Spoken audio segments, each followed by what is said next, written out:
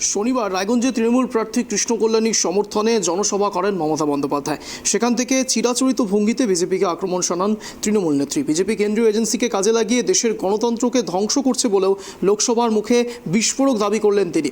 বাধ্য করলেন আন্তর্জাতিক সংবাদ সংস্থাকে জানিয়ে দেশ জুড়ে আন্দোলন নামার হুঁশিয়ারি দিলেন তৃণমূল সুপ্রিমো মমতা বন্দ্যোপাধ্যায়।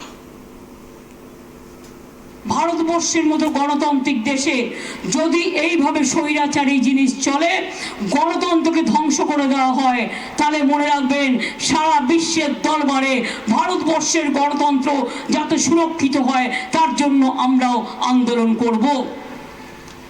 আমি কখনো দেশের বিরুদ্ধে একটি কথাও বলিনি, কোনো ইন্টারন্যাশনাল প্রেসকেও বলিনি, কিন্তু আপনারা আমাকে বাধ্য করবেন না আপনাদের মুখোশটা টেনে খুলে দিতে।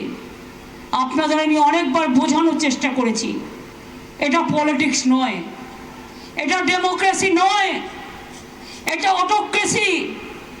গায়ের জোর করে সব কিছু হয় না, গায়ের জোরের একটা লিমিট থাকা দরকার।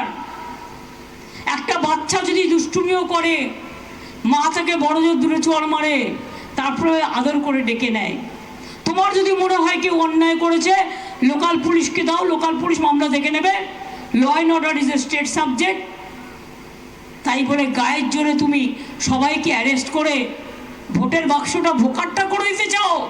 মনে রাখবে, ভোটের বাক্স ভোকাট্টা করলে তোমাদেরও সারা পৃথিবী থেকে আমরা ভোকাট্টা করব তোমাদের ইমেজকে, এটাও মাথায় রেখে দিও। আমি চাই না করতে, তাই এখনও সাবধান করে দিয়ে যাচ্ছি।